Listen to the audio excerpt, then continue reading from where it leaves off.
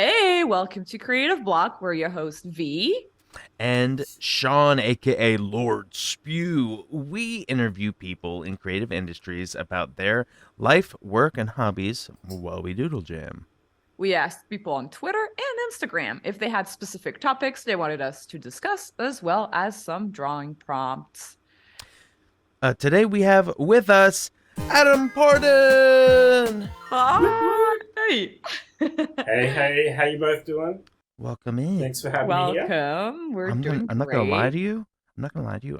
I woke up like seconds ago, I minutes knew ago. it. I called it. I was I like, woke up Sean seems seconds very ago. low energy today.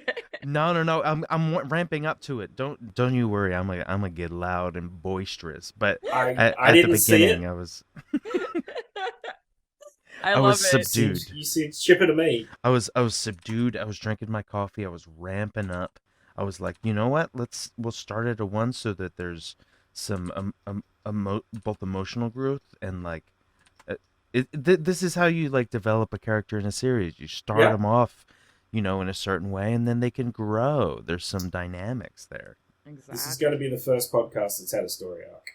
Yeah. Yeah, That's so funny. yeah. My villain origin story is about to kick off. Uh-oh, everybody buckle up. Buckle Uh up. I I look up to the Joker. Oh, no. oh, It's like the oh most no. massive red flag.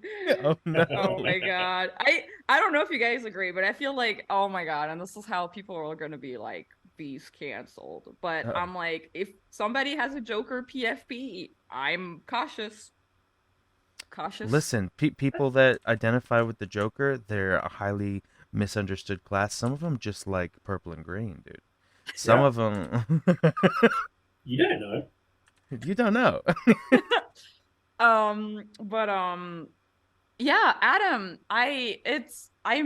met you on Captain Fall, which was actually the first adult show that I worked on. It's kind of fun. We've all worked in adult here, and you were the supervising director, which is like something that I would love to hear about in terms of like what it entails in like leadership and like the tasks, like the daily kind of workload. What does it look like from your end of the the on your side of the schedule? Sure But thing. Yeah. yeah, I feel like, but I kind of, before we go right in there, I kind of want to ask you like your origin story, which is like, how did you kind of find yourself into animation? Um, yeah. I guess it's going back a while now, sort of thing. But like if we're going right back, I think it kind of like it started like my first gig in animation was working for Disney, but in Sydney, Australia, and it was like essentially like a service studio for the US Mm. kind of thing. And it was weird because like I had not thought about doing animation at all. Like for Oh me, yeah. for me it was comics. Like I just wanted to draw comics, and Yes. I was in. Wait, I'm going back too far now, but anyways, I was in country Australia. Like, all I had access to was like, Marvel and early sort of like, Disney kids comics and stuff like that. And I was like pretty into it. And so that was the only thing that I kind of wanted to do. I went to, I don't know what you call it here. Like, I guess it's almost like a community college. Kind of got Mm. coerced into going to college after I got out of high school, but I basically halfway through the first year, I skipped out and I was like going, see you later, mum and dad. I'm going off to college today. But I was just going to the local library and like making my own comics. Really? And That's yeah, so yeah, yeah. That awesome, rules. It was dude. it was awesome until my college results came in, and then Oh, everything went pear shaped there for a bit. So I dropped out. oops. Yeah. Was working at McDonald's, and then just found out that had no idea, but found out there was an animation studio in Sydney, and they were doing like an intake. Um, Holy so shit. And I tried. you were in Sydney all this time, or like were Yeah, you okay? Well, I And was- also, when you say pear shaped, I always find pears to be kind of like a sexy shape. Is that what you mean? yeah, I mean, I was into it. I It was kind like, of I went did, sexy. yeah, I didn't want to go to college, and that it stopped. So yes, pear shaped was good in that instance. Yeah, I shouldn't use that term in a negative way because yeah, pears are pretty cool. Yeah, so basically there was no like back then there was no real kind of like degree for animation or anything, and so Disney in Australia, I mean, but Disney kind of did their own training, and so like you sort of did to get the job, like you basically had to do like a bunch of drawing tests kind of thing, and then I think every 6 months they would take like 5 or 6 people into their sort of their in-betweening training program kind of thing. The person that gave you the like the acceptance or the rejection letter, either they are really bad at like knowing how things like appeared to other people, or they're a bit of a prankster, because basically I got the letter and the letter like leads with like, sorry, you didn't get in. I was like, okay, it's a bummer, but whatever. But then it's like a paragraph down, it's like, you didn't get into this intake, but you got into the next one. I was like, Oh my god. Yeah, lead it's a with good thing you didn't crinkle up the letter and Yeah, just throw lead- it out after the first sentence. lead with the good part, thanks. But anyways, so I got into that, and so I was working there as an in-betweener on stuff like this is showing age, but on stuff like Aladdin, 3, King of Thieves, which I think is the better one, the better sequel. But I'm not gonna lie, Yeah. I loved that. yeah, I was pretty into that one. I mean, Robin was back. Yeah, when I was younger. Yeah, Robin was back, so that was cool. But anyway, so I worked for them for a while, but honestly, I was a dumb kid, like a year out of high school, and I did not realize animation was a good job. I just was like, yeah, this is what work is. It's fun, and it's pretty. It's there's like-minded people and whatnot, sort of thing. I So- could imagine from that you'd actually not understand what Yeah. jobs are. Yeah, Like I if did that's not, what you yeah. think jobs are. You're like, yeah, you go in and you draw Aladdin and it's fun and you get to draw, and then like you go into a job where you have to like take out the trash or like mop a floor, and you're like, what is happening? honestly, that is 100% what happened, because Wow. I did the usual thing that Australians do and skipped out and like, I'm going to travel the world kind of thing, and went and traveled around Europe and lived in like backpacked, and I lived in London for a while, and I was like, cool, I'll just get a job here. And I can't remember what it exactly was, but I think I'm going to say Warner Brothers because I can't think of who it was, but like, the big studio in London at the time had shut down. And so there was a glut of like people looking for animation work, like right when I got there kind of thing. So I couldn't get a job in animation there. Plus I was like, I was pretty new, so I didn't have like an awesome folio or anything. So I took a sidestep into the finance industry. And Oh yeah. was a Businessman. He's Yeah. he's a surprise businessman. And it Love was surprising to me, and I think it was surprising to the country of I don't even know, the country of Luxembourg. Is that right? Luxembourg's a country, right? Yeah. I love that. So, how did you get a job in finance if you drew comics in the library? Like, how did you? I think I it's- mean, they were business comics. it was all like financial jokes. Yeah. It was all about stock markets. But yeah, anyway, so I was the person that handled all the foreign currency trades for the country of Luxembourg at this Wow. particular banking institution, and I very quickly realized how soul crushing and for me, someone else Yeah. might enjoy that job, but like I was just like, work can be terrible. I'll never take this for granted again. Anyways, but yeah, I went back. I went back to Australia and was like, oh god, animation is the job for me, because I kind of like worked it out. I like that you Um, had a little. You had like the opposite journey than a lot of people, where a lot of people they're like, oh, I gotta like, just work at, well, you did work at McDonald's, so you did have Yeah. that McDonald's job. So Yeah, it's yeah. no, you didn't have like the opposite, but you know what I mean. I was dating the manager, so that job was pretty fun too. That's Yeah. so funny.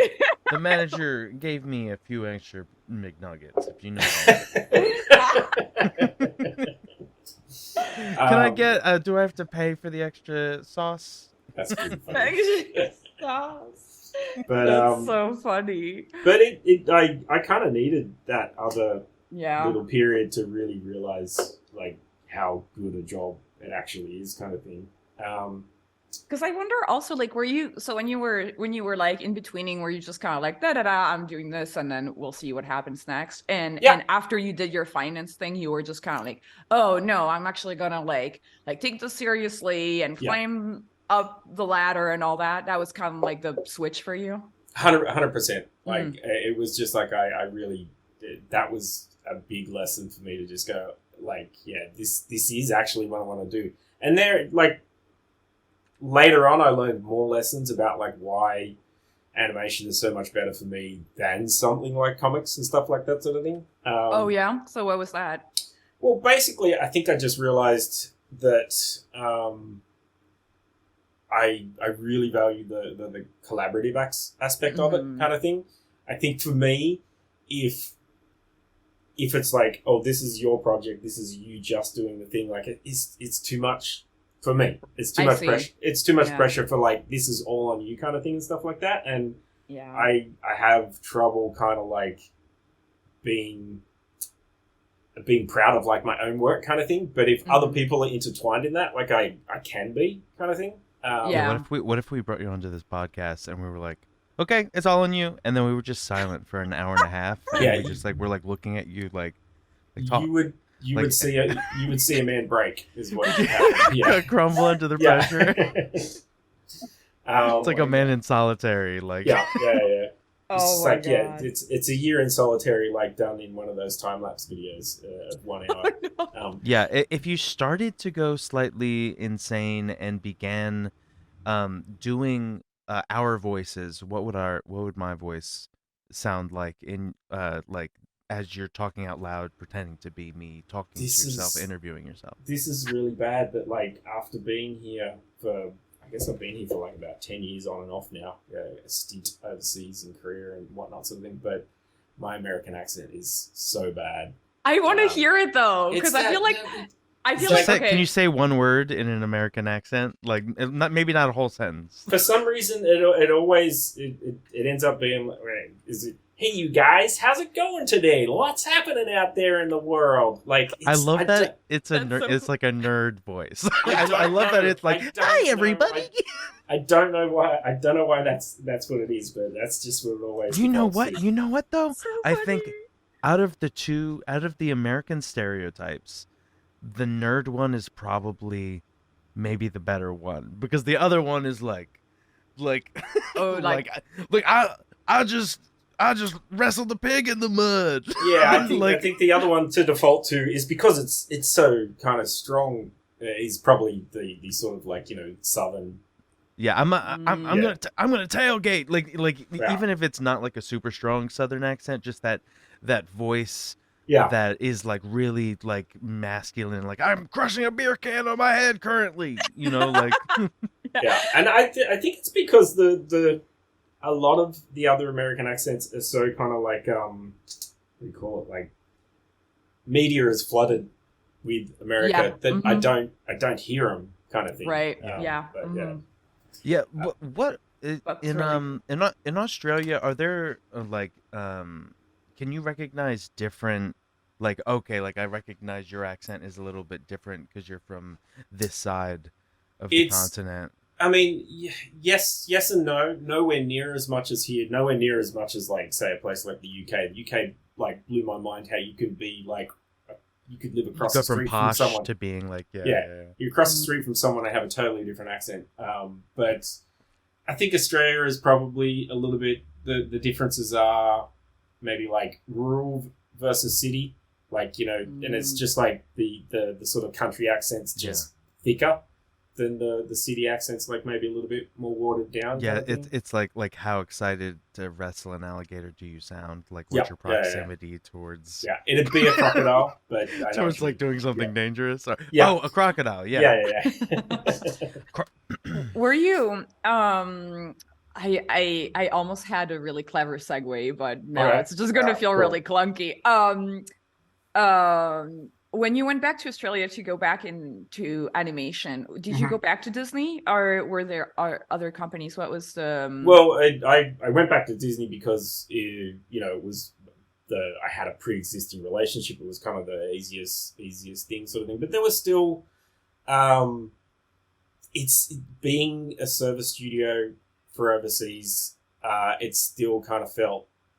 It did feel a little bit like after a while you're a bit of a cog in a bigger machine kind of thing. There wasn't. Mhm. I say this is an in-betweener. Like, I'm sure it was a different experience for other people there kind of thing, but it was like there wasn't a lot of like autonomy to, like, you weren't going to, not that it was my aspiration at the time to like get my own show or anything like that, but that wasn't going to happen. You were just going to get, here's some drawings to do, blah, blah, blah, sort of thing. So I ended up leaving Disney, and there was, at the time, not a lot of other options. There was a lot of smaller studios, doing sort of kids. There was a lot of kids TV there because if you wanted government funding, it had to be a C rating kind of thing. So it was mostly kids TV happening there, kind of thing. But I basically popped around Australia like all over, like I was following the work because there wasn't a lot of work, kind of thing. So I was in Melbourne for a bit. Went to Perth, and the gig in Perth was actually pretty good for the fact that I think it was one of the first Flash animated TV series. Like, actually, like, Flash was happening and there was all that stuff on the net and Newgrounds and whatnot, sort of thing. But this was like it was a co-production with Nelvana in Canada, a thing called Quad. Yeah. It was a thing called Quads, which was pretty rough, but it was like you got on the job training for like learning Flash at the time, and that was great because it was like, oh dude, you can like do all this stuff even though I don't like doing the stuff myself. Like, it really did free you up to like be your own studio and try out a lot of stuff, sort of thing. So that was pretty exciting. That's when you fell in love with Flash. Yeah, it was a long and bumpy relationship, but we've worked through our issues. And, It's evened out a little bit. It's in a nice state now. I think. Yeah. Like there was we still many talk. years where it was pretty cursed. It was a pretty cursed program for a long time. But then I think I sort of just along the way working on different projects there and stuff. I kind of like there was a couple of people that we kept working on the same jobs together, kind of thing, and we ended up kind of just going like, hey, do you want to start your own studio? You started your own studio? Yeah, Yep. I didn't know this. I didn't know that. What was it called? It was called Square Eye, and it's now, Square Eye is now gone, but kind of Square Eye merged with another company that was made up of people we're also friends with, kind of thing. The other company was Big Kids. Those two companies joined together to form a company called 12 Field, which is still going today. I hope they won't listen, it's fine. But the name 12 Field I hate, and I feel bad because Shots fired. I'm pointing the gun at myself because it was my fault that it was called that. Like, you're coming up with a name, like, what are we going to call the new company? And we kind of got into this thing where it was like, well, what are a bunch of animation terms? And so we're just throwing out animation terms, kind of thing. And I had said 12 Field because of the old, like, 12 Field paper kind of thing. And then at that point, I wasn't even saying things that I thought were going to be a company name. It's better than like Tweens. Like if you named your company Tweens or something. Yeah. That would not be good. But I don't know. It just sounded very medical. It sounded like some sort of like ointment, 12 Field. I don't know. But is it just a thing that you don't like because you came up with it? I think it's a bit of that as well. Yeah, I see that. But anywho, yeah, 12 Field's still going, and they're doing a thing called at the moment I think they're working on another season of this thing called Strange Chores, which is super cool. It's a kid show, but it's like really nice style. It's really funny. It was initially created by the guy that I'm probably getting some of my facts wrong, but by the guy that created Bluey. So it's like it's got really good writing, but it's like, you know, it's for an older age kind of thing. But anyways, I worked with that. We all worked together for it had to be over 10 years or something like that sort of thing. And then from there, my partner at the time got kind of headhunted and offered a job at Jib Jab. Oh, yeah. Jib Jab. I feel like there was a moment when they were really looking for international people, because I've had a couple of French friends as well that got headhunted by Jib Jab as well. It was like at the time, like it was a really internationally populated studio kind of thing. They had loads of people from all over there, sort of thing, and like a lot of like really cool people got their start there. Like I think at the time, when my partner started there was like Dana Terrace was there, and the creator of Owl House. Yes. Yeah, for anyone that isn't familiar with Jib Jab, they had a unique specialization, right? What did they specialize in? They specialized in e-cards kind of thing, and their big money maker, or the big thing that they were probably most well known for, was like it was like an elf card or something, where you'd put your face on an elf and it would be like a little puppet. But you'd send the e-card to someone else, but it was your face on the dancing puppet kind of thing. That was a thing they were known for by the general populace, but they did really cool like sort of short animated stuff that you could send to each other. And then I think that actually influenced a lot of like Snapchat filters that became like those filters where you put your face on something. I feel like Jib Jab in some way started that kind of thing a little bit. Yeah, I would totally see that. But yeah, she started working for them, and I was kind of like, we were in the middle of a project at 12 Field, and everything was like running smoothly. I was like, hey, I'm just going to go do this in the US as well, but I'll keep working like for Australia kind of thing. And I don't know if I might be segueing into something that a different part of the podcast, but I don't know. But I think me coming to the States at that time, but still actually having a job working for Australia, was actually really kind of lucky and good for me, because I was here for like a year. And I was like meeting people in the industry and getting to know a lot of people and stuff without needing work. And I would kind of see it with other folks where like people would like meet people that kind of like maybe had a bit of sway, or like, you know, could do something for them and stuff like that. And they'd be like, hey, blah, blah, blah. And like they'd be kind of like alluding to the fact that they were looking for work, and you could kind of see and I understand why. You could kind of see a wall go up. Yeah. It's like, yeah, cool. Like, I can, and because a lot of the time, you know, the person really couldn't do anything for them or anything like that sort of thing. But it just created this kind of barrier. It's really funny because it's happened to me a couple of times where I just wanted to get lunch with someone, you know, just to be like, hey, like we've talked on the podcast or whatever. Let's just, you know, talk more. And often that would be something that would come up like, oh, are you looking for a job? I'm like, no, I'm just, you know, hanging out and getting to know you. And it's funny that like, you know, yeah, there is a little bit being in this industry, like a weird balance sometimes, because there is a little bit of that. Like we're always kind of looking for a job, or like asking each other for jobs. So yeah, I can totally see how like that must have been like so like positive for you to just be able to just hang out. And it's like, I don't think I realized how positive it was until like after the fact kind of thing, because like looking back now, I was able to make all those connections without kind of like the taint of like looking for work kind of thing. And it sucks that it can be that way, and it's no fault of any person on either side of the sort of the situation.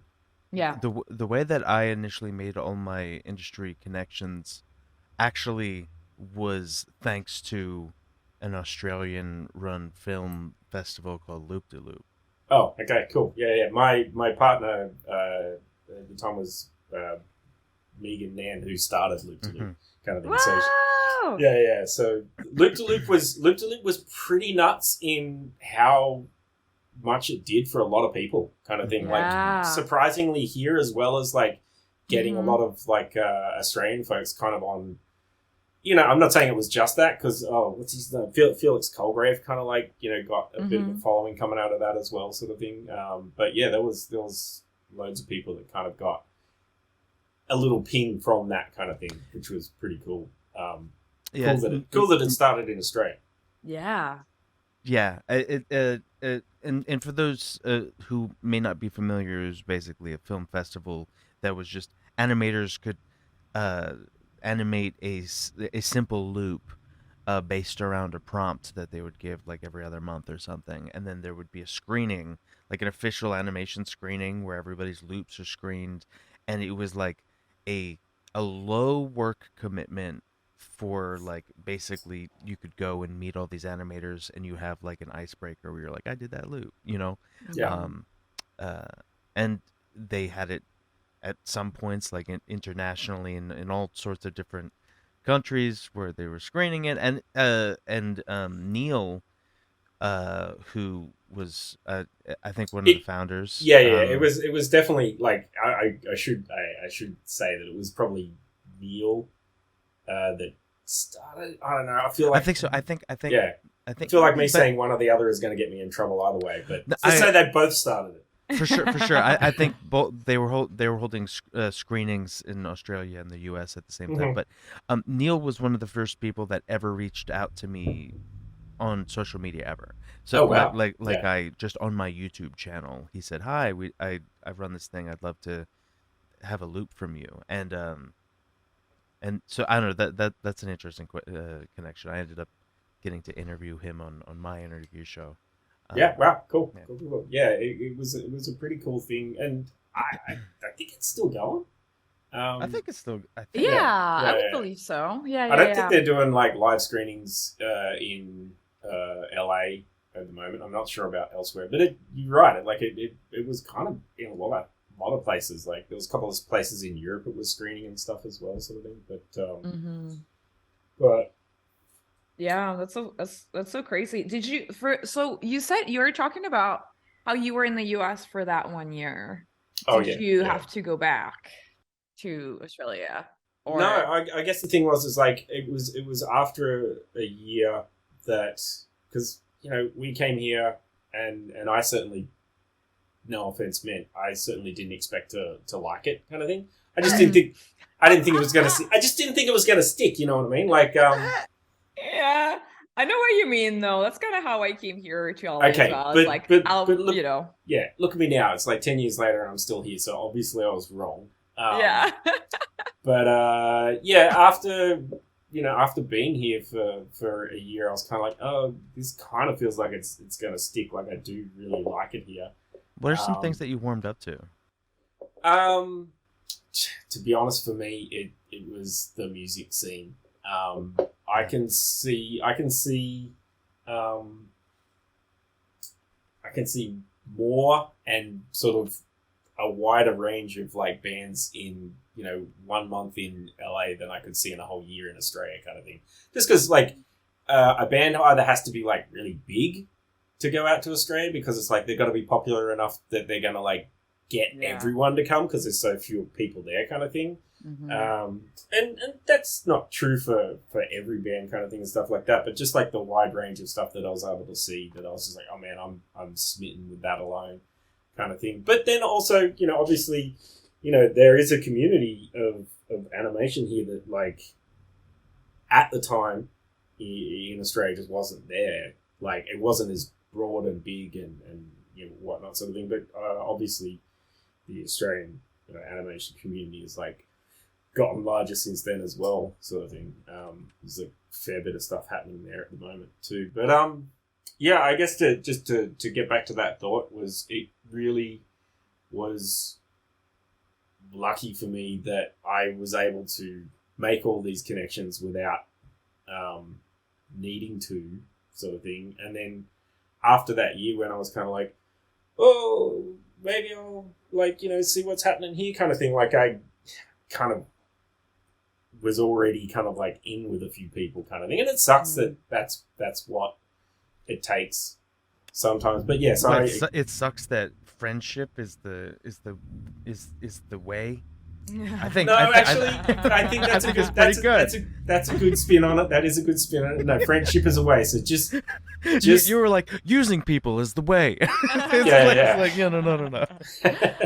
No, but it is true. I feel like you do have to kind of know the people a little bit, because animation isn't just about skill. It's also about it's like a team, right? Yeah. Effort. So you do want to know a little bit who you're going to have on your team. Sometimes you pick not the best player in skills, but they have a great personality, and you're like, this is going to be fun. 100%. Like that's kind of not like, yeah, having gone on and sort of being like a supervising director and stuff like that. Like I'll take the person that's like,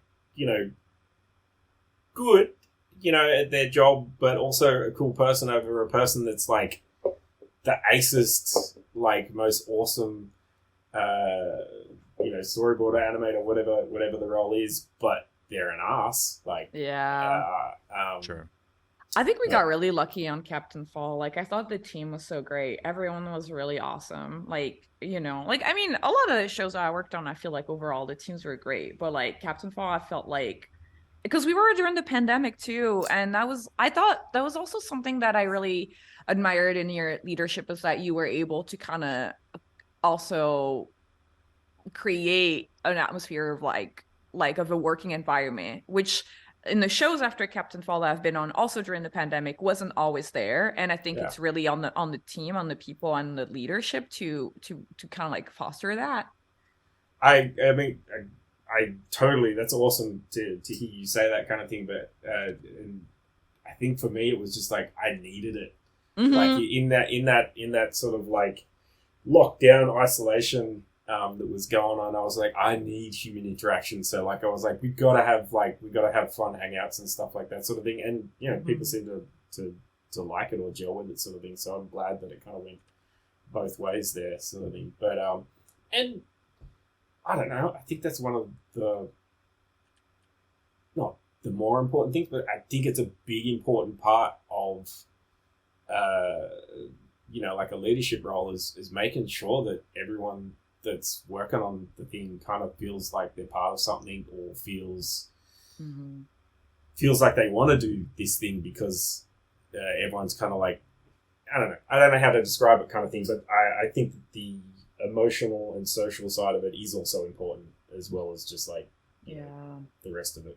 But so I guess I was pretty lucky. And the first gig I got here was working on Bojack, which was pretty nuts. Did not realize it was going to be what it was when I got into it, kind of thing. That was your first gig in America. That's crazy. Yeah, it was pretty crazy.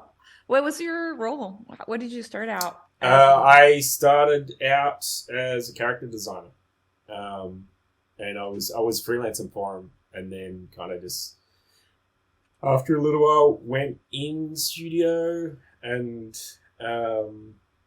that was first season, so I was like character designer, and then went on to do work in the retake animation. That was a really interesting thing for me, that when I was doing character design, that part of the project was coming up to an end, and I was like, the other people that were working in the same section as me was like, oh, you're going to go on to animation after this? And they're like, no, I just do design, or and then Borders were like, no, I just do storyboards and stuff. And it was eye-opening to me to see how much kind of in the States people were niche kind of thing. Like I Yeah, just like do this, I just do that kind of thing. it's like it's more like of an expertise, and it's Yeah, not yeah, as much of like a jack of all trade kind of like skill yeah, set. Yeah, yeah, I yeah, mean, yeah. I'm assuming that comes from you, like there being a very limited amount of jobs where you were from, and you're like filling every role if you yeah, hundred get to percent. it. Yeah. Yeah, if you were just one thing again at the time, because it has changed a lot since I was there, but at the time, if you were just one thing, like you were getting 3 months of work a year and that was it, sort of thing. So it's just like, well, I got to do the other thing too, sort of thing. And I think that really worked for me at that studio Shadow Machine, because they were kind of like that as well, kind of thing, where people would jump from one to the other, sort of thing. But Yeah, it was, so those like a little bit scrappier studios, yeah, like the yeah, um, yeah, I came up in those kind of studios too, and I think that's one of the reasons why I did okay there. Is like yeah. I started out like, oh, like I make all the parts of my own shorts, so I mean, yeah, I could try a storyboard and I could try designing, that kind of thing. Yeah, but I guess over the again, super lucky to get my first gig on a show that went for like 6 seasons, kind of thing. Yeah. But yeah, just ended up sort of each season sort of stepping up a step until I think I directed on season 3, and then I think I must have done something wrong because they sent me to Korea for season 4. No, They but like, banished how you does to they another country. banished you? Yeah. No. There was an option for in a way. I think I kind of You asked for it. I think I kind of convinced them that that was a thing that needed to be done because I kind of wanted to go, and so I kind of like convinced them that like it would make a difference if we had someone over there, and I do think it did. Like I think it was just like I was able to like be a lot more hands on with the stuff at the studio over there. Something, and I'm not saying the people that were working at the studio in South Korea were like veterans, like super good at what they do, but I just don't think the information was getting across in the right way, kind of thing. Yeah. And I just basically there was a pretty big language barrier because I tried to I did Korean lessons while I was there, but I think spending all day at work and then immediately afterwards going for like a 3-hour Korean lesson, like I think after doing it for like a month, like just one day, I felt my head shut off, and the teacher was like saying the Korean words to me, and I could feel them physically hitting my face and just bouncing off. I was like, oh, none of this is going in. But anyways, Yeah, that must have been so intense because like learning a language on top of doing the job. How intensive was the job? Like the anime, like how would you describe kind of like a day in the life of an animation supervisor? I'm not Like in saying this Korea? is Yeah. yeah. I'm not saying this is true for everyone's experience, sort of thing. But I found that kind of the best way for me to get information across was like rough the animation kind of thing. So I was basically I'd go in, I'd be at my desk, and it was pretty long days, and not as long as what everyone else there was doing, kind of thing. Like that everyone there was like working crazy hard. And I would just kind of like rough animation kind of thing, like all day, because it was the best way to get that info across. Kind of. Right. And were you just kind of like doing the rough animation, and then would you have some kind of a presentation or some kind of like, this is what we're looking for, or like at the start of each episode we do that sort of thing and stuff like that, and there was a lady who was like super awesome, took such good care of me, young Bin, but she was also like the translator kind of thing, and that was super weird because I'd do this big long spiel about this stuff, and then she'd just say like 3 words, and I was like, either Korean is like a super efficient language or like stuff's getting cut out here. But it was we do those presentations and stuff, but I think that I just ended up with a lot of drawing kind of thing. Yeah. Okay. Would you ever draw over other animators' work or not? Yeah. It was loads of that sort of stuff. Were you animating on paper at the studio, or It was was it in in- a program? It was Flash. It was all Okay. Flash. Oh, sort of. Flash. Okay. Yeah. So I just kind of like rough animation, like over the top of like on a layer on top of what was already there, sort of thing. But yeah, I did that for season 4, and then came back for the last 2 seasons and directed again. So, Do you feel like there was a before and after you went, like in terms of like animation quality, or like was like, I guess, because it's kind of interesting that you went on season 4 rather than like an earlier season, I Like, guess. did your banishment benefit the show? I mean, I think so. I basically, I think it did, but it wasn't like, it was just because I think we put a step in the process that wasn't there before that needed to be there, kind of thing. Like it wasn't necessarily so much that I was physically there, kind of thing, because basically after that we continued that step of like sort of someone that was someone from our side that was overseeing the retake animation in a much more hands-on way. We continued it, but we just did it from here, kind of thing. I see. Interesting. Yeah.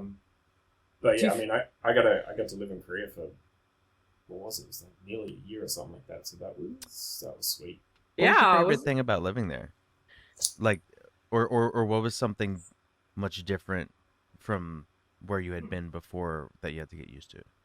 In regards to the workplace kind of thing, that was a lot different than not that I expected, I guess, because I don't think I had any real preconceived. I didn't think, as is true for a lot of my life, I didn't think about what was coming up. But it was a lot more like an office job kind of thing. Like a lot of people, again, it was like everyone was kind of like veterans. They'd been doing it for a long time. It was very go to work, finish your work, go home to the family kind of thing and stuff like that sort of thing. And I was like, yeah, it's gonna be cool. We're gonna go. We're gonna hang out. It's gonna be. And although there was a lot of drinking as well, sort of thing. But even that sometimes felt like it was a bit of like, that was also an aspect of business kind of thing. Like if the boss said we're going drinking, everyone went drinking, and you just had to do it kind of thing. So the workplace was definitely different. But I mean, the best thing about being there was like every day at the end of the day, I had a whole new country and or city to discover kind of thing. So it was super exciting. It's a wild and eclectic city. It was in Seoul. That's awesome. Yeah, it was pretty cool. Did you get to travel a little bit in South Korea, or did you stick to Seoul? No. I got to go around. I kept telling Shadow Machine that I was really busy, but I'd like skip out here and there. Statute of limitations. Yeah. It's not entirely true, but like, yeah, I got to travel around. Like, I got down to basically Jeju Island. I guess it's kind of like Korea's Hawaii kind of thing. Oh, it's like nice. you're pretty. It's not active volcanoes, but it's like it's a pretty cool place where a lot of Koreans will go for their sort of like vacation and stuff like that. But yeah, the whole place is awesome. That's really cool. Wow. And do you feel I was wondering, like, before you guys had somebody oversee animation, do you feel like there was that impacted the boards at all? Like, do you feel like before having someone in animation, you had to do more work in boards, and then when you had somebody overseeing animation, like you could be a little looser, or like, I don't know, I think we needed to do more work in boards, and that was maybe the thing that information of like sort of like, you know, breakdowns of kind of like poses, like getting from A to B and stuff like that wasn't in there. So that's kind of what I was doing a fair bit of as well, sort of thing. So it was kind of like it was a weird job, because once I got over there, it was kind of like figuring out what were the things, trying to spot where the holes were, I guess. So sometimes I was going into animatics before the animator got to it and just gone, okay, cool, this to get from here to here, there's not enough information for them to even know where that's going, kind of thing. So I was redlining animatics as well, I guess. Sort of Yeah, because I think that sometimes there's a debate as to whether, like, like if you keep it really simple, it's like you're taking the fun away from the animator. But it sounds like it they're not trying to have fun. They're trying to get it done in the way that you want it to get it done exactly. Yeah, And there's a risk of them going down the wrong path and wasting a lot of time. yeah, 100%. And that's kind of the thing. And it's I think it's not a problem, but it's just the way that system's set up. Because like if the studio does something that's not in the board, that they're like, oh, I think it should be like this, blah, blah, blah. And then if we don't like it, then it's on them to fix. But if they do exactly what's in the board and we don't like it, then it's like a retake that, like, the studio we have to pay for, kind of thing. So it's a system that's set up where it's like we only do what's there, kind of thing. And so it was just trying to get more information there.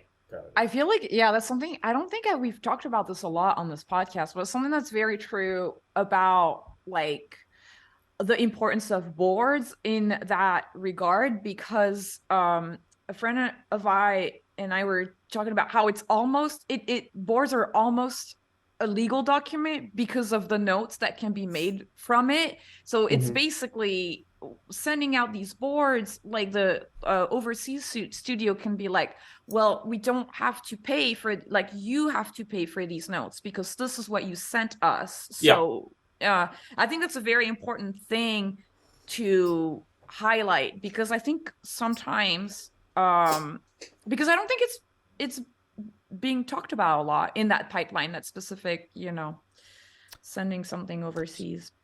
So I have just a little idea for something that we could collaborate on. On page 3, I think it would be funny if maybe Adam so sorry I have to be doing this.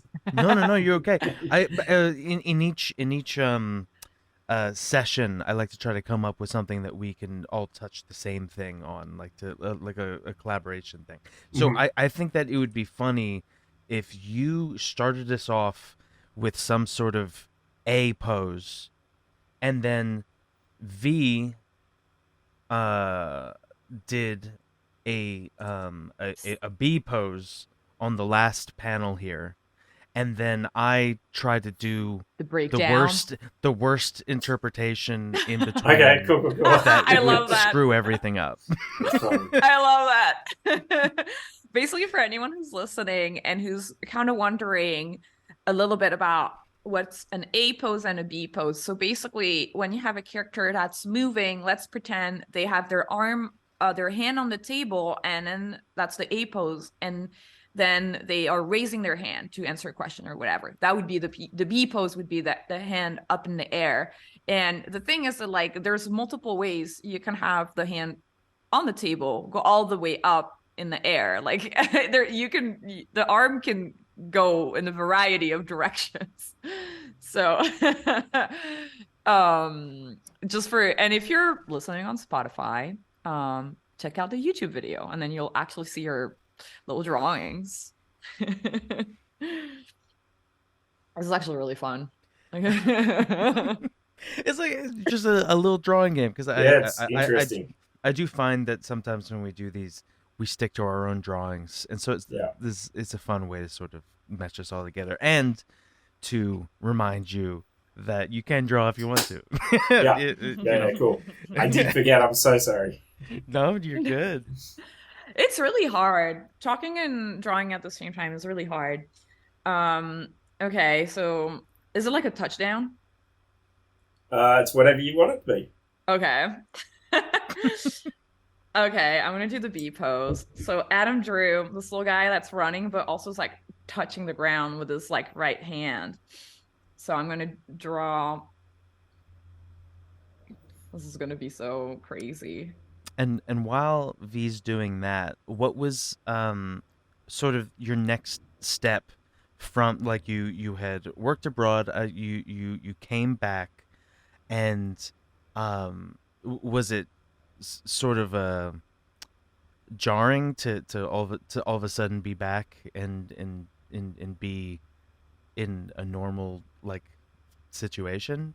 I mean, How was coming back? it was jarring in a good way. I craved the sort of socializing and just sort of interaction with everyone that I kind of worked with, kind of thing, and getting that collaborative relationship back again that I really really like, because there was kind of it was still that relationship of like, here, do this is what will get done, and that's it. But like, one of the things I really, as to go all the way back, when I realized one of the things that was like really good about animation for me is that collaborative process, that I love bouncing ideas like off of kind of like each other kind of thing. Like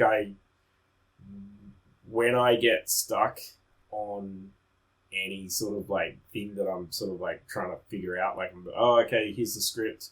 The script says this, blah, blah, blah. And it's like, oh, okay, how are we going to do that? How are we going to shoot that? This maybe doesn't make sense, so I've got to figure out a way to make it make sense and stuff like that sort of thing.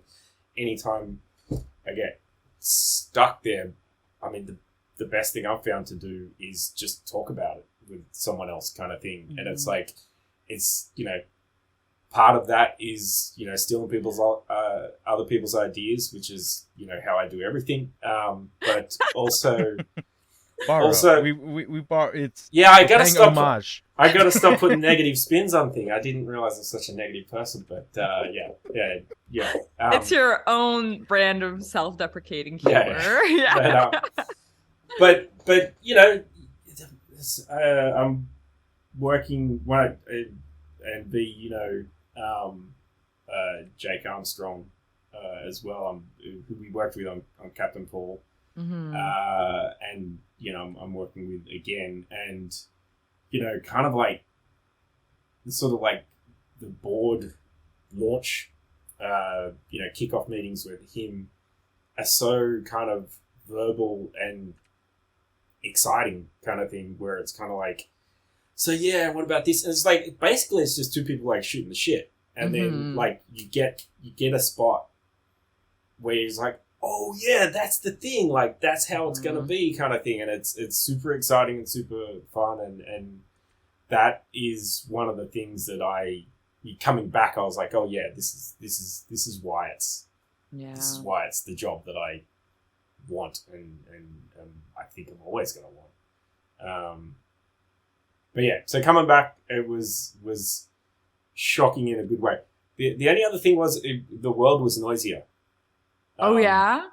Just because what I found was, like, if I was in like a bar or cafe or just anywhere, just out and about in Seoul, because I didn't understand what was being said, it just becomes kind of like background noise. But here, like, you're in a cafe and like you're hearing someone speak about, like, the pitch for their movie and stuff like that, and it's like, it's in my head, I can understand what they're saying kind of thing. So it just felt a lot noisier here.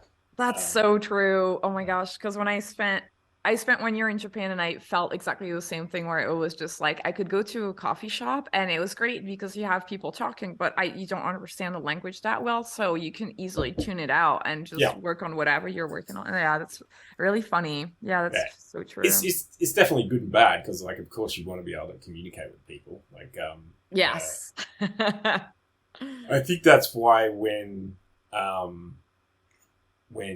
COVID happened and we went into lockdown and stuff like that sort of thing, like, it wasn't, while I craved like interaction with people kind of thing, like it wasn't that kind of like jarring to me, because I was like, I kind of did this already. That's isolation. So funny. That's exactly what I was telling myself. It was it reminded me of my year in Japan, where I couldn't really talk to that many people. I mean, I did like you did, try to take the language lessons and stuff, but at the end of 1 year, at best you can do like some small talk, but like you can't really go into like super like deep conversation. It's kind of hard. I'm just checking out what Sean did is the in between. What would you mind? I love it. Do you have any red line drawing notes? I do not. What I was about to say was like, this is perfect. No notes. This is like somehow you got inside my mind and did exactly what I was picturing. Yeah, that's the only red line, a giant red tick. No notes. Or, No. So maybe Yeah. there's a note on the B post though. Maybe that's what it is. no, It's none. missing the perfect. cloud. Like the effect of the cloud is what I would put. Gold star. Yeah. That's so Good funny. Oh my gosh. I would Yeah. Yeah, I was gonna ask you also, like, kind of how did you, I guess, like, move up these positions? Were you just kind of like asking people around, like, hey, I'd love to try storyboarding now? You know what I mean? Or like, were you just kind of like voicing it out, or were people just kind of like, hey, you know who would be good at storyboarding or directing? Adam, you know, like how? It was a little bit of both. Like there was some roles that I definitely put my hand up for. Like I was kind of just like I was aware that on season 2 the head of character design was moving on to another project kind of thing, and I was like, I just was like, yeah. So that was me being sort of proactive and like saying, hey, I'd like to do this, and almost knowing that I wanted to do it was sort of even before I was asking about it. I was kind of just like maybe just trying to show a little bit more proactiveness in the job that I was currently doing, kind of thing, where I'd maybe not overstepping the mark, but just trying to like show that I could potentially do it before I asked for it, sort of thing. Right. But then the actual directing thing was kind of wild because that was like season 3, and I knew that the animation supervisor was moving on to something else, and so I was like, oh, this seems like a natural or doable step kind of thing, and so I went to the bosses and said, hey, I was wondering if like you might consider me for the animation supervisor for retakes sort of thing, and it was like the Disney thing, because basically they said they said no, and I was like, oh man, that kind of sucks kind of thing. But it was like the Disney thing where they said like you didn't get into Disney, but yes you did, because they basically said no, and it was it was a guy called Mike Hollingsworth, who is a bit of a prankster kind of thing, so he definitely did this on purpose. But yeah, so they said no, and I was all sad and whatnot sort of thing. It's like, oh, that's because we want you to direct instead sort of thing. So he was definitely doing a prank. But that one I wasn't expecting, and I kind of was like, oh God, can I even do this kind of thing? But then it was such a good opportunity that it was one of those things where you're just like, well, I gotta say yes and give it a shot sort of thing. So that was definitely, but I mean, I don't know. Yeah, that was them seeing something that I didn't see, and I gotta thank them for that kind of thing. So that's great. I guess you did show that you wanted to kind of like move up to well, you had been in a leadership position as a lead character designer, but I guess since you were kind of going into story, you still kind of wanted to be a leader again by like asking for the animation director position, right? I mean, I guess maybe this is how the math computed. Yeah, story was definitely like a step out of my comfort zone kind of thing, like because I was definitely much more animation and design kind of thing even at the studio in Australia kind of thing. But also I got to admit, like I think I had just like a bit of a complex of like, America's the big leagues kind of thing, and it didn't matter what I did back there. And this is incorrect. This was an incorrect idea, but this is you're in the big leagues. You're here. You're in the big leagues. We're in the big leagues. Yeah, and it is the big leagues. There's no doubt about that sort of thing. But like, there's talented people everywhere, like just as talented as everywhere else, kind of thing. You say no, just America? No, it's only here. There's no talent anywhere else than LA. Yeah, I mean, there's talent in the little leagues, but like, like they're talented for like where they are. Like You know how like a little kid is like, yeah, he hit the ball, good for like a little kid, but like Yeah, over yeah, here, like we're all like big time sluggers, Babe Ruth's, yeah. sport reference insert here. I don't know what's true there. I have no opinion. No, yeah, no, that's Yeah, so funny. No, No, I no, would no. never say that. I'm Yeah, yeah, joking. yeah. yeah. No, I know, We're I know. obviously joking. Yeah, Oh but my God. Yeah, that's crazy. And yeah, because so yeah, it was yeah, you did boards and then directing, and then you went back, and then when you went back from animation directing, you went back to episode directing. yes, yes. I went back to Yes. I was doing both because they're kind of offset. So I was doing Mm. episode directing, and then I was rolling on to Oh, animation that's directing. right. Yeah, Yeah, because in between the seasons there was like a little hiatus. yeah. Okay. So it kind of Yeah. worked out schedule wise that I was able to do both because I'd finished directing and then just like roll straight onto Oh, that makes a um lot of sense. I yeah didn't realize. Yeah, yeah, yeah. I always forget that because I mean animation does happen at the same time as boards sometimes, yeah. but most of the time, it's kind of yeah, it's a little bit more offset. You would be doing the boards and then by the when would you say you start shipping usually in the production overseas for animation? Would you say after like 3 episodes, or it entirely depends on the project, or I like from guess your experience, kind of when do things kind of start shipping? I guess it is. It definitely depends on the project kind of thing, but it maybe feels like it is after like 3 or 4 episodes that Mm, it starts to go out to the other studio kind of thing. But then depending on how long the run is, like that can be perfect because by the time you're getting stuff back from the overseas studio, that's when you you start doing the you finished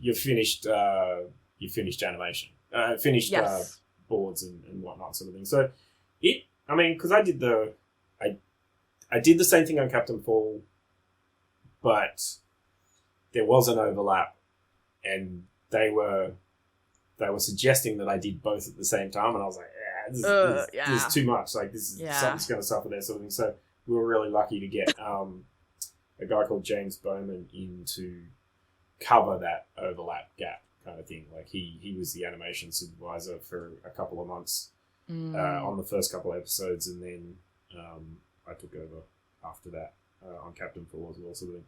I mean, it's a good system for me because it keeps me working all year, which as well, Yeah. I need to be working all the time because of the visa status thing.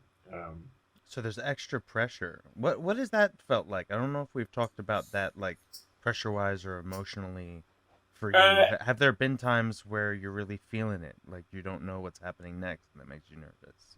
Definitely, and I will say that it's kind of that now kind of thing. Like I'm on stuff at the moment, but that's finite, and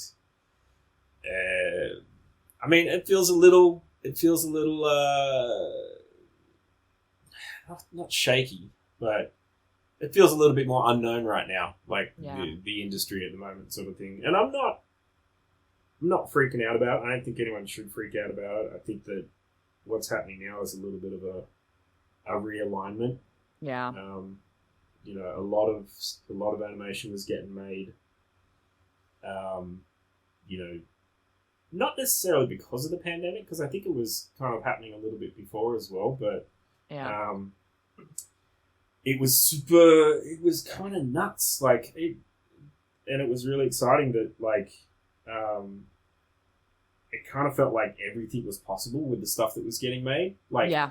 such cool Because stuff. it felt like the animation industry was like holding up the film industry for a little Yeah. bit. So like Yeah. all these projects were getting animated. They didn't know when they were going to be able to shoot again, so they were like, let's push Yeah. this through. And for a long time, I was like, whoa, this is like an animation renaissance. Yeah, And then they yeah, were it like, was- psych. Yeah. Like they're Yeah. like canceled everything. Yeah. I and also it's- wonder if there's this thing, I don't know, this is me speculating, but I feel like there's this thing where like Netflix was like, we're going to have an animation studio now. And everybody freaked out and they were like, well, we got to prove that we're the better animation studio. So everybody started making a ton of shows. And when finally I think Netflix was just gonna like, well, we're gonna pause for a bit. Everybody else is kind of like looking at that and they're like, oh, we're gonna pause too. Okay, the threat we is found out gone. Animation takes a lot of work and money. Yeah. Yeah. I think it was like a little bit of everything. It was the timing of the the pandemic. There was definitely the Netflix bubble. Mhm. But I mean, because I'm thinking of like stuff like, wait, Midnight Gospel. When did that Yeah. happen? Sean worked on it. When did it happen? Like what year? I should be an expert on the year. I feel like you worked on it before the pandemic because I Before the remember pandemic, it. we were working Yeah. in the studio. Yeah. It was Netflix, right? Yeah. So yeah. it was. I guess it was part of that thing then, because like But was it Netflix or were you at Shadow? Where was it made? I was at Titmouse Yeah. working Titmouse. for so But it was for technically it was for Netflix. Netflix. yeah. But yeah, it was one of those weird situations where it was it was being made at Titmouse, but I was like, but there's like a whole animation department at Netflix and they have free Yeah. lunches. Why aren't we there? Yeah. Yeah. You know, Even though I worked at Netflix, I think I got free lunches like 5 or 6 times because we were never in house kind of thing. But Yeah. Man, it was so nice. The offices, I went there just to like meet up with like execs and they were like, you can get all these free things. And that was the only time. Even I never. I guess the thing I was saying was like it was just so. Again, it was exciting to see, Gospel get made, City of Ghosts get made, and it was just like, whoa, you can do anything, and it was such cool stuff that was getting made, kind of thing. So it's a bit of a bummer to see it pull back and become a little bit like where the bigger studios are just sort of going like, oh, we're gonna make the safer thing, kind of thing. But at the same time, though, I feel like Netflix is like this big deal with Titmouse, and Titmouse was the place that made Midnight Gospel, so it might not be. It might not all be doom. No, and that's I want to be clear that I'm not saying it's doom and gloom. Like it's just saying it's a bit of a bummer to see it pull back a little bit, sort of thing. But I guess the thing that I also see is that from the frustration of people sort of like feeling that, like I really think that like big cool stuff is going to happen, like because people will be just like, well, screw that, I'm going to do this then, kind of thing, and I'm excited to see that happen as well. So I think a lot of indie projects are going to end up happening that are really cool. And crowdfunded stuff and and it's actually it's cool to kind of like see those things happen, and just the fact that that's even an option now. I also think that whatever streaming service, if there is a streaming service that does it, whatever streaming service is like, we want to be the home for animation. I think that they're going to get all the pitches and some cool stuff is going to happen there. And it totally. And it does seems to move around.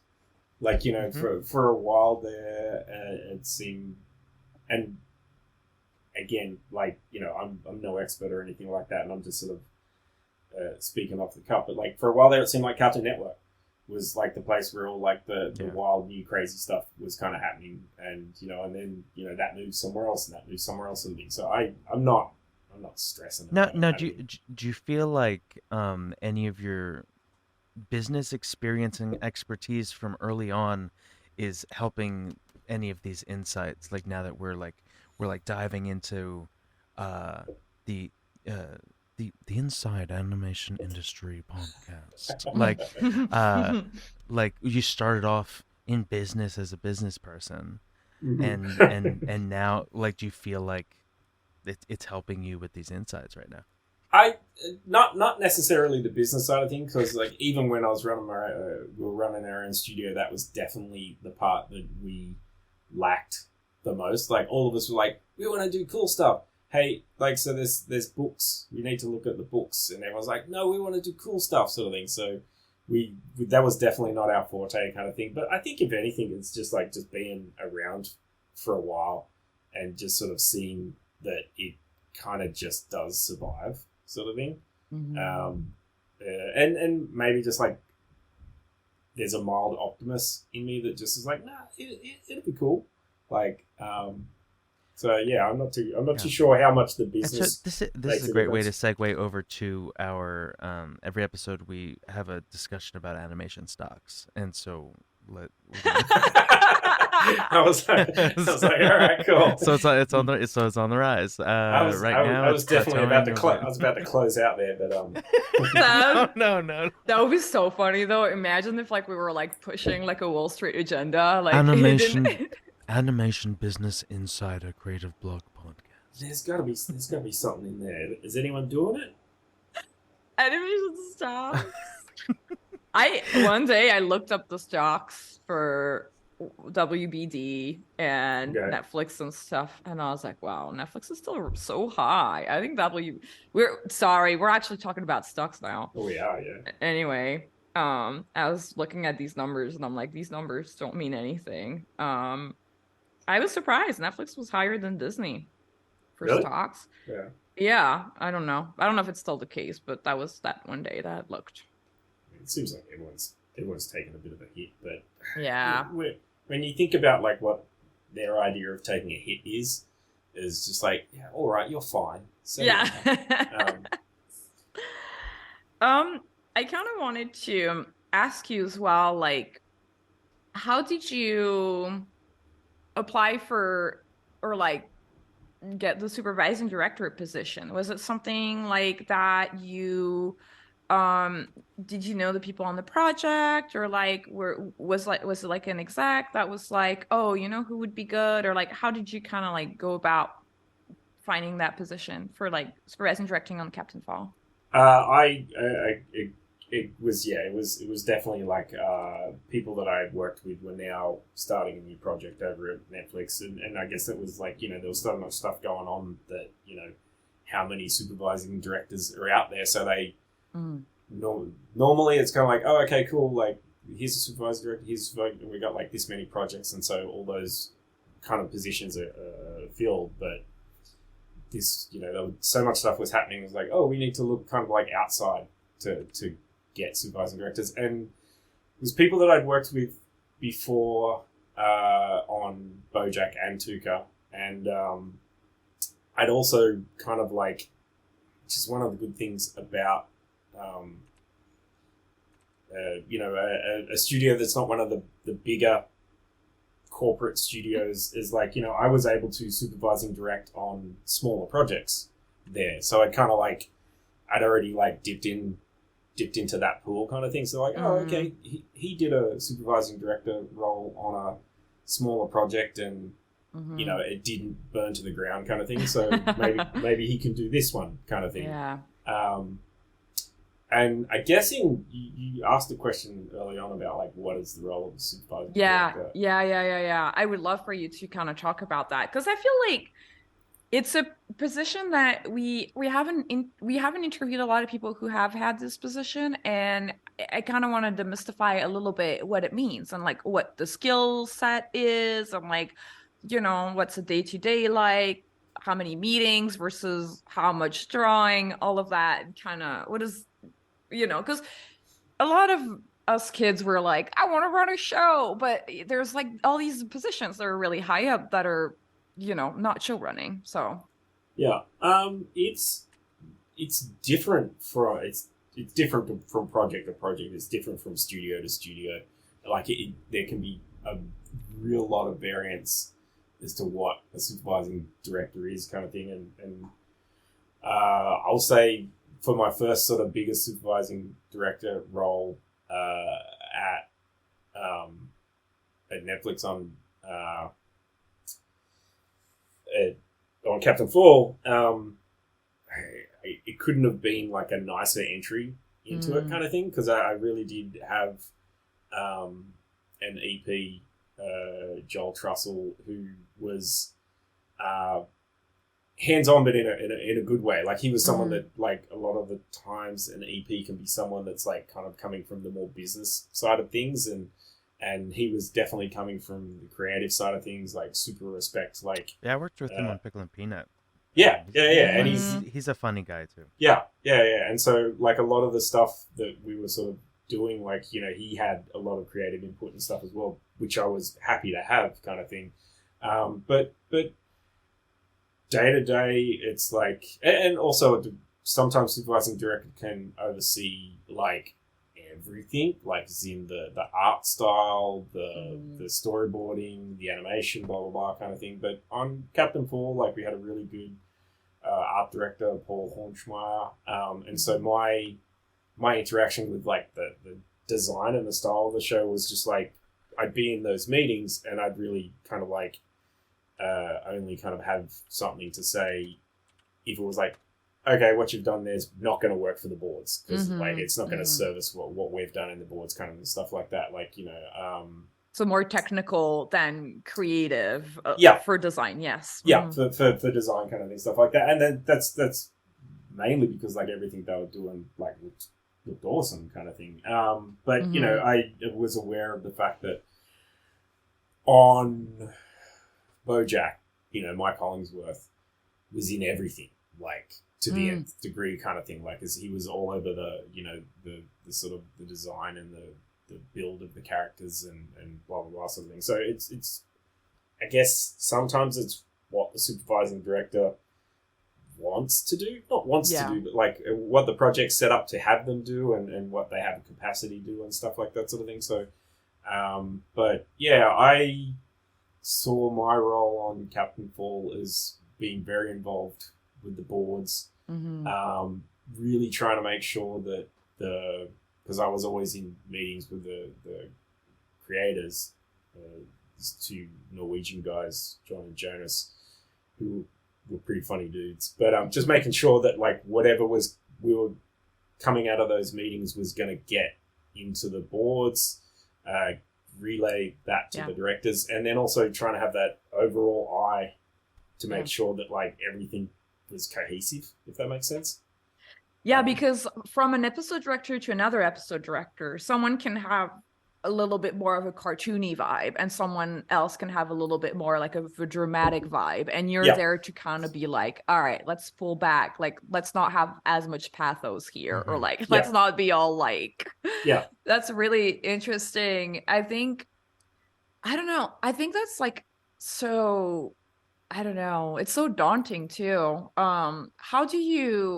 What's your philosophy kind of approaching this role? Like, what's kind of like I don't know if you have some like Adam's kind of top threes or like, you know, what's kind of how you approach this job? Honestly, yeah, that's an interesting question that I don't know if I've actually like thought out loud before. What's your top 10 rules? Your top 10 most catchy sayings that you... What's your catchy 10... rhyming... Your most catchy rhyming rules? We're gonna rhyme as well. No, I'm just fucking with you. I think honestly, for me, one of the top ones, I don't know if it's like number one or stuff like that, it's just like, don't be a dick. Yeah. I think that like that role is really important to make sure that like it's a team and everyone's kind of like working together. And I think if you're not doing that, that's just going to flow everywhere else, kind of thing. Yeah. So I'm not saying I was never that, because I'm sure I was, but I think that that's super important, kind of thing. Because I think the role of supervising director is you know, essentially like, you know, running a team, kind of thing. Yeah. So a lot of it kind of ends up not being creative, kind of thing. Like you asked the question about how much were you drawing, sort of thing. There was sometimes where I was not drawing much at all, kind of thing. It was just sort of like meetings, notes, and so on and so on, sort of thing. But then, you know, there was other times where I could find the time to do it, and you know, that was fun, so I'd do it. But yeah, just I don't know. That is a question. Is that your only rule? Yeah, I think that might be it. That's the only. That's a good rule. Don't be a dick, and the rest is ruleless. There's no rules for the rest. It's just like see what happens. That doesn't sound very professional, but that's what I've got. Do you feel like really stressed out, or like how do you handle stress on like a job where you have to oversee so much? Because you have your three directors, they're coming in you with questions, and then you have designs that are like, oh, what's the, I don't know, the memo on episode one, or like, and then you have all these questions all the time. Like, how do you kind of, I guess, prioritize? You rely on production to help you, or are you like a very, I don't know, Google Sheets kind of person? A little bit of both, but I definitely lean on production, like seriously in that role. Like production is such a lifesaver for me, sort of thing. Like I'm like, I'm doing all this, and I really need production to like go, hey, you know, this is coming up, or like, you know, this is what's happening next and stuff like that, sort of thing. So production like is a super super helpful So part of it. you're telling me that production isn't our worst enemy? No, not at all. I mean, sometimes yeah, but like no, like not at all. Like they're such a lifesaver. Yeah. And yeah. So wait, what was the question again? I got lost. I guess I was just asking you how you deal with stress on like Oh. task management. I think that I don't know if this is particularly healthy, but I think the thing that I found works for me is I'll put in extra hours to keep what's in any one particular hour a little bit thinner. Does that make sense? Mm-hmm. Yeah. And it sucks, but it's like, you know, I'll work longer hours so that I can get a certain aspect of the job done without questions coming in at the same time, sort of thing. So I'll do like a big chunk of, and yeah, that makes a lot of sense. I'm a morning person, and so I would usually be doing like, you know, 2 or 3 hours before anyone else had started. Kind of, again, it's not something that I recommend or think is really good, but it's just like it's the only way that I've felt works for me, because if I'm trying to do some creative thinking while I'm also getting hit with questions, like I'm dead, kind of thing. Like it just sort of, it bottlenecks in my brain and I clam up, sort of thing. So that's what works for me. Maybe not the best solution, but I don't know. I feel like that makes sense though, like kind of carving out time that it's just kind of like, this is the time where I need to just have no disruptions. Because I don't know. Yeah, it is hard to like, I mean, even though as a director I didn't have as much things to handle, I do feel like when everybody was kind of clocking off around 6 p.m. I was like, okay, now I can get an hour or two of like just doing my red lines. And yeah. And then you're just like, okay, because it's true, during the day you want to be available to answer everybody's questions so they can keep working. Yeah, and I'm definitely getting better at it. Like it's sort of like maybe compartmentalizing the time without having to work such long hours, kind of thing. Like sort of going like, all right, cool. This is just this, and this is just that, sort of thing. Because I think as soon as you're trying to do two things at the same time, then that's where you kind of fall apart, sort of thing. Yeah. I wonder if this is a good time to start going into questions from our patrons. Or Okay. I wanted to ask just one thing, if that's go if ahead. that's okay, Yeah. then we can re-intro that.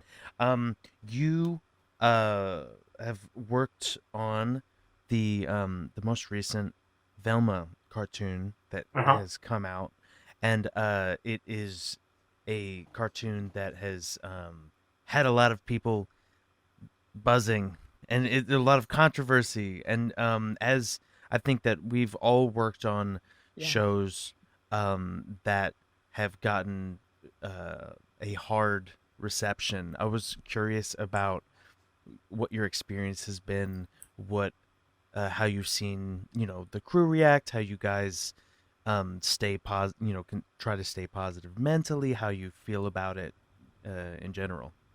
I'll say that at least, I mean, I'm sure that, you know, everyone on the crew would love everyone to, like, you know, just, like, out of the gate, like, you know, love it and stuff like that to me. But just generally, like, within the, because we're all still work from home, generally within the chat, like, I'm getting a pretty positive vibe from everyone still, kind of thing. Because, to be honest, and not to be dismissive, but, you know, a lot of the stuff, at least the stuff that, and maybe this is us focusing on the stuff that is so outlandish or so, like, kind of like off the point kind of thing. You know, the comments and stuff like that are, like, just so over the top. It's like, well, you kind of can't take that seriously, kind of thing. Yeah. Like, you know, that, and so maybe, you know, I'm seeing that. I try not to, kind of thing. I guess it's just like, I'm busy. And I'm gonna hear about it eventually anyway, sort of thing. But yeah, I think that just on the sort of, like, internal chat and stuff like that, people, you know, just posting kind of things, and then it's kind of like it feels like we're kind of making light in a way that kind of makes it okay for us, sort of thing. Does that make sense? Yeah, Yeah. it's true, because it's like, well, Sean worked on Pickle and Peanut. I worked on Thundercats 4, who were also shows that got Did roasted. Pickle and Peanut get a hard time? Dude, there was a wall of hate instead of, like, a fan mail wall. There was a wall of hate where they printed out all these, like, crazy mean things that had been said, or hate letters that had been sent in that were, like, hung in the middle of the department. And so what was that like? What was that like for you? Like, it sounds like you kind of had the same reaction, where it's just like, you gotta take that on the chin. And Yeah, I mean, that show was a little bit of a troll show, and I think that the spirit of it was like, it almost felt like a prank, like, haha, like, we tricked our way onto Disney, I mean, and now we're pranking these guys. I can see Joel being involved in that. And all the princess fans are, like, pissed that these ugly vegetables are running around ruining their network. There was a lot of comments like that were like, oh, Wonder Over Yonder got canceled for this, and it's like, guys, it's not how it works. Come on, it's not the chemistry of scheduling does not work that way. But, you know, whatever. Yeah, but in regards to this one, like, you know, when the complaint is like, you know, this is not what, like, you know, Scooby was or should be, I was like, yeah, that's kind of the point, kind of thing. So I don't know. I try not to get into it too much. I'm sure that it'd be better if people were a little bit more open-minded, but I don't know if you've ever felt this way. I think I've said it maybe on the episode with Megan Fisher, but sometimes I feel like, okay, maybe this is I don't know, maybe I'll regret saying this, but I feel like it's almost better that a show gets a huge buzz, even if it's negative, rather than everybody ignores it. You know what I mean? If your show is, like, announced and nobody says anything, or just, like, maybe a thumbs up, isn't it, like, I don't know, isn't it, like, I mean, a lot of people watched it, even if it's a hate watch, maybe. I don't know. That's how I felt about Thundercats 4. I was like, I would much rather people be talking about this and complaining about this, rather than this be, like, the reboot that nobody watched. And I can definitely see that. I did kind of have that feeling. Just the other day, I went to a comedy show, and one of the comedians did a Velma joke kind of thing. Whoa! And really? I was like, what the? Did you stand up and go, well, I never. No, I never. I'm out of here. To be honest, like, the joke was really not about Velma. Like, it was kind of like the thing where it was a comedian goes like, hey, I'm going to talk about something. What should I talk about that's, like, relevant? What are people, like, talking about at the moment? So, you know, they look online, they see all this stuff about Velma kind of thing, and so they're like, cool, I'll do a joke about that. But it was really like a stepping stone to a completely unrelated thing. Mm-hmm. But it's like, okay, cool. And I did have that thought. I was like, this is literally the world doing your advertising for you kind of thing. Yeah. And it's like, I don't know the answer whether it's good or bad kind of thing, but in that moment I was like, I think this is kind of good. I don't know, but Yeah. but Yeah. I just wanted to get your take on that before we moved into the questions because it is topical right now, and I thought it would be interesting to hear. yeah. I think that nothing's perfect, but I also think that some of the criticism is not something that I feel the need to pay attention to. Yeah. Especially when it's like outlandish, like that Yeah, way. yeah. I think that some of the stuff's just Yeah. so over the top. It's like, well, not everyone's ever going to be happy about everything. Yeah, that's so true. Well, question time. I think we had a couple questions that were like kind of fun. I think you kind of touched on them throughout the interview, but I feel like it would be kind of fun to have like a concise answer from them. So from Bento Box, what's the animation scene like in Australia? Is there a specific area where most animators come together, similar to California? Um, yeah, I think to an extent, it kind of seems like right now it's Melbourne. There is it's really like between Sydney and Melbourne kind of thing. Like for a while, well, especially while Disney was there, Disney was like that was the big sort of studio, and then a lot of the little sort of small indie kind of companies, like one of which was ours at the time, were coming out of Melbourne kind of thing. But it's like every kind of city there does have something going on. But yeah, it's kind of like there's a couple of bigger studios. There's Flying Bark in Sydney, but then I think a lot of good kind of like exciting stuff still comes out of Melbourne. It's maybe a little bit more of a DIY is not the right word because that makes it feels like it's a little bit like hokey kind of thing. But there's some exciting, really awesome, talented stuff that comes out of Melbourne. And then Melbourne's also got, well, it's weird that Bento asked that question because isn't Bento has a studio in Melbourne? Oh, really? There's Princess Bento, which is like I'm not sure exactly how it works, but it's a branch of Bento as far as I know that's in Melbourne, and they're the ones that are making It's like Koala Man, right? Koala Man and Smiling Friends and stuff like that sort of thing. Oh wow, that's crazy. Yeah. So yeah, there's the bunch of stuff happening in Melbourne, but I think it's mainly East Coast. Basically, that's just because where all the people live in Australia, kind of thing. Like, yeah. So Yeah. I think that's the answer. And again, like I've not been back there for a while because of pandemic and visa stuff, but yeah, so I'm not super across everything, but that's my understanding. Yeah. That makes sense. It's kind of interesting to hear. Like, it's kind of interesting when I don't know. I feel that way too when you say like, oh, I haven't been there in a while, so I'm not like I don't really have like the full pulse on the industry there anymore. And sometimes when I go back to, for instance, South, I'm like, holy shit, like things have like moved around, people have moved up, everything's like kind of like it's the same, but it's a little different. Yeah.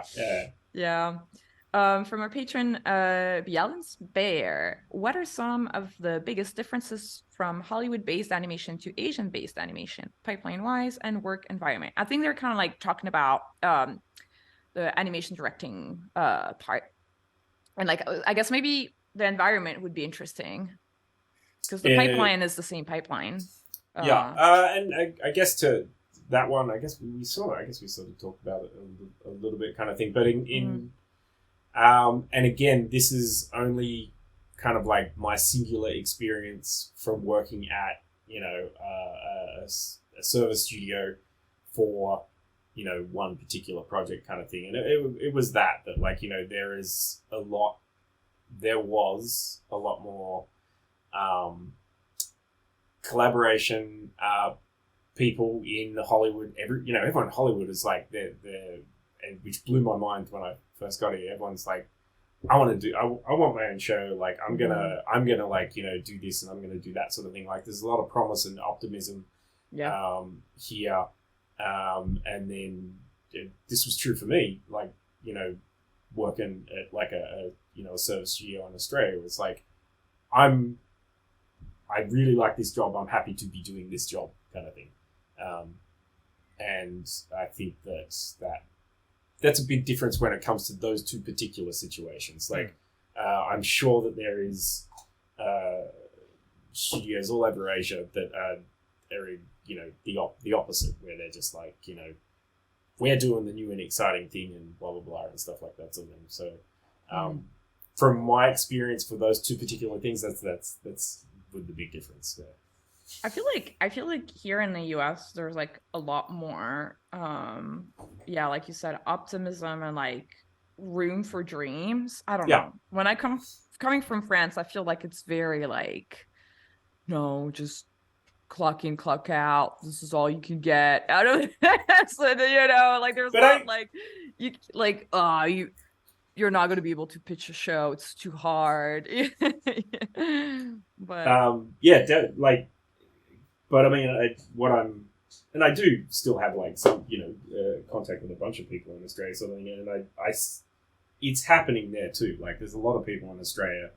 I mean, you've got all that stuff with Koala Man and Michael Cusack and stuff like that sort of thing. But like, there's a buddy of mine, Ivan Dixon, at Studio Show Off, also based in Melbourne, kind of thing. Like, constantly like pitching and working with studios here and whatnot, sort of thing. So that's why I say it with the caveat that like that was my experience with that particular situation, but I know that happens. I know that optimism and that opportunity is everywhere.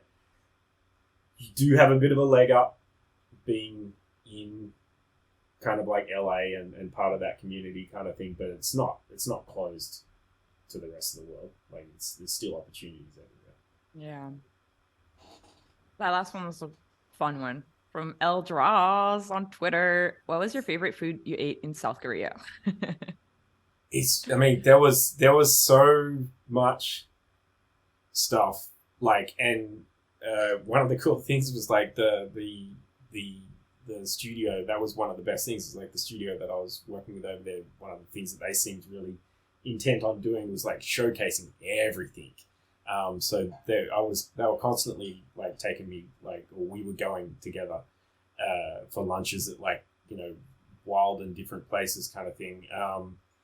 There was a ginseng chicken like soup kind of thing, but basically like it was like a big chunk of like maybe like a half a chicken in a ginseng soup sort of thing that was like super good. I guess one thing I learned though was like not to say I liked something too much, because then if I said I liked it too much, then that's what we were going to be eating all the time kind of thing. And I was like, oh, dude, what if no one else likes this kind of thing? But I forget the name, but the ginseng chicken soup was pretty good. Obviously barbecue. Barbecue was just such a social kind of like and fun thing, because that was like the kind of the best socializing with the people at the studio there, because it is very interactive kind of thing, like people like cooking for each other, giving each other pieces and stuff like that sort of thing. So that was really, really cool, super tasty and a good experience. But there was one thing that I absolutely loved and missed. I don't know if you can get it here. I'm sure you can, but and it's not called Habong toast, but it's like a chain, and that's just one of the names of the chain was Habong. And it's basically like a kind of breakfast sandwich, but like on white bread, and then they would put like, it's kind of like a sweet sort of honey butter on the outsides of the bread and like fried either side. But it was slightly different ingredients from your regular breakfast sandwich kind of thing. But like that is one thing that I super, super loved. And then I guess one of the things that kind of was like, I don't know what this is, but they've got a lot of corn dogs there. Oh, really? Yeah. And That's the corn funny. dogs will have like cheese embedded in the batter or fries embedded in the batter. And there was one little food truck near where I live that the truck had to be like 50 bottles of different kinds of sauces along the front of the truck, and you just get your corn dog and you put what you want on. But one of this, I don't know what it was. I think I tried it and it wasn't really for me, but one of them was, because it would have like a piece of sticky tape on it that said what it was. Uh-huh. One of them, the sauces was called human sauce. What? And like, I don't know what that is. I don't know what a human Oh, tastes no. like, but I tasted it and I was like, I don't know, maybe that's human. But I don't know what it was, but that was just a weird one. But there was so much stuff. But I think the one that kind of I'm most nostalgic about is Kabong toast. Yeah, that Yeah. sounds so yummy. I feel like, yeah, breakfast food really, it's it's funny. I feel like breakfast food is always the food that I remember from other countries. Like not so much like dinner or whatever, but yeah. It kind of makes me think like, you know how people like put on like perfume and cologne? Like should I be spicing myself too? What? Like, should I be like Like a little Tabasco? marinating or like spicing myself so that I taste better? I Like mean, put a little human sauce it's probably on, something so that we're not looking into enough. I think maybe. yeah. I feel like we talk to one another, we hold hands, we experience one another's minds intellectually, but like nobody tastes each other. Like I couldn't tell you how my best friend tastes, and I think I'm that's okay kind of with sad. that. I don't know. I think that's so sad. How That's so closed off sad. everybody is. That's what I know, that this is an animation podcast and we're not supposed to talk about, like how each other tastes and all of our friends' tastes, but I want to know how human sauce would upgrade me as a taste experience for all my friends. I feel like it would be so different for each person. Like we're all so That's true. different that like Oh my god, that's so true, and we all have such different palates. yeah.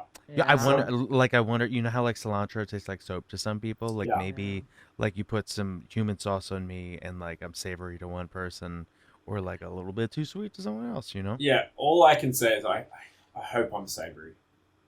Oh yeah? Really? I just wouldn't want to taste sweet. You don't want to be sweet? That's so No. funny. But I don't know what you're it is. that's so funny. But, yeah. I feel like, okay, what's the flavor you guys wouldn't want to be? Wouldn't want to be? Yeah, the flavor, like Adam said he doesn't want to be sweet. What would I'm you not want to be? I'm not a spicy guy really. Like I don't Oh, you wouldn't want to be spicy? I don't think I would want to be. I think I would lean a little bit more towards sweet, like somewhere in between sweet and savory, like a barbecue, maybe, like Mm. barbecue kind of. Okay.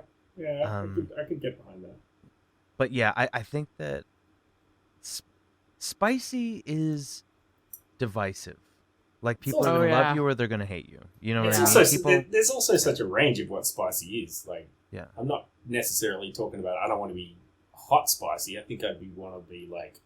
I'm thinking like some cumin and maybe pepper. Oh yeah. Yeah, Yeah. Yeah, yeah, yeah. Yeah. No, I take it all back. I know exactly what I want. I just want to taste like rosemary. Oh, Yeah. that's a good one actually. Yeah. Now That's really that being said, I could imagine being like ghost pepper spicy in a way that I'm like a rare, like I'm a rare thing that people try and I'm Oh, sought after, and like I make you a little high when you taste it, and like you cry when you are interact with me. I feel like that would make me feel important or dramatic in people's lives. Because I, how much do you just like pass by somebody and maybe you say hi or whatever, but like the experience is immediately forgotten, you know? yeah, and the ghost pepper experience would not be forgotten. I guess it would also make you if cannibalism became a problem, you're kind of safe there because like not everyone's going to be able to deal with that. Only You know what I the mean? most insane spice hunters Yeah, and would chase me down with their weapons to even then harvest they'd my only be able to have a spice. little bit. You know what I mean? And yeah, so I would just like live in the woods, and I'm like, catch me if you can. Like, That's if you really- if you catch me, then like you deserve me. I don't know why when you said catch me if you can, I pictured you just butted yourself up and then you're just running around the forest with people trying to catch you kind of thing. I don't know. Yeah. It's just No, for like sure. like sliding around Yeah. on the butter. So in the cumin sauce. Oh, that's great. Do we want to talk a little bit about creative block? Do you ever have creative block, Adam? And if you do, what does it feel like and how do you deal with it? Definitely have creative block. Uh, it's. I think it just feels like a weird kind of stress where you just kind of like get.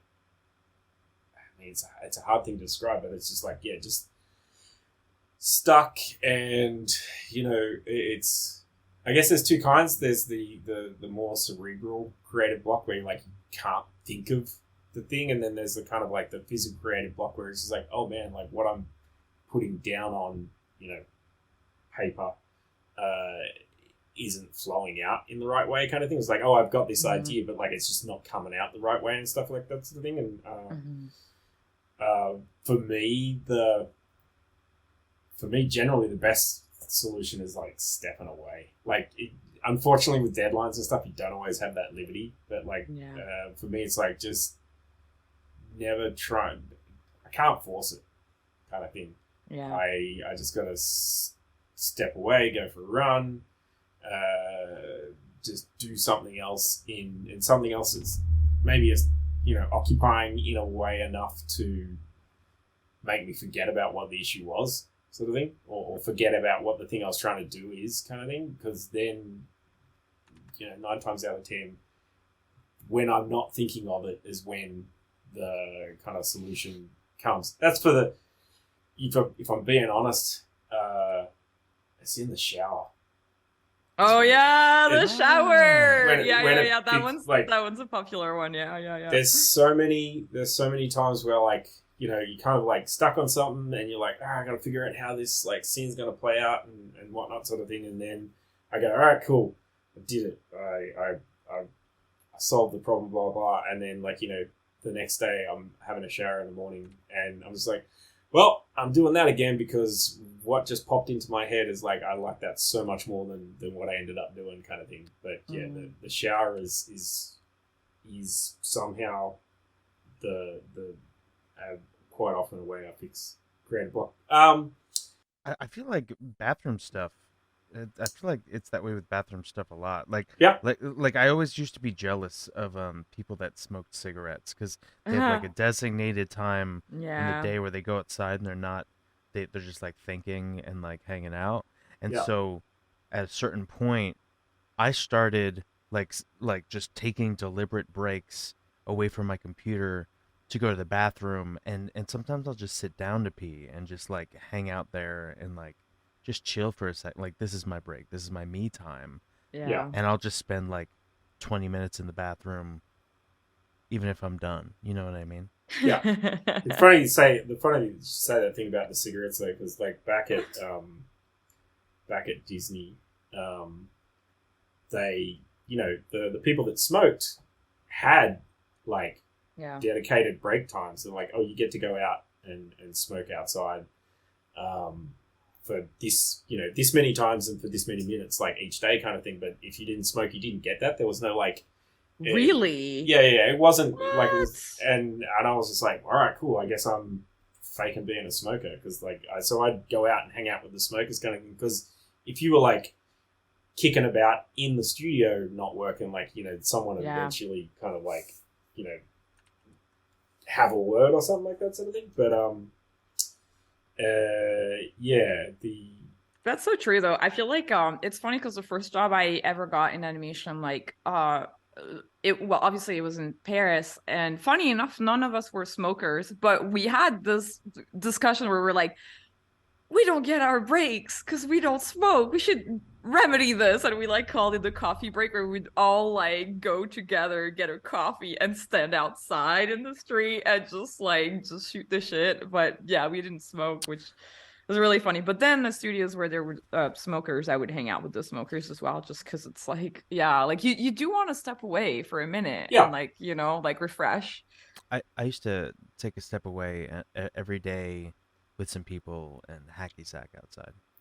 Oh, that's The fun. foot bag. Because you do want to be active too. That's something I Yeah. realized too. Is like sometimes when I'm like really blocked. Well, the gym in my apartment complex is like closed right now. But when it was still open, I would just go on the treadmill. Even sometimes as little as 10 or 15 minutes, just walking fast. I would be like, oh hell yeah! Like I can do this now. Is your gym closed still because of COVID stuff, or? No, it's No? just a pipe burst, and it's Oh, okay. whatever. Yeah, and got to Okay. get a membership now, I guess. They could just run with it, and they just could make it into like a aqua gym, and then you got to do laps down there. Oh man. With all the like used water, Yeah, it's fine. It's like It's fine. it's just It's one. exercising your immune system as well. Yes, exactly.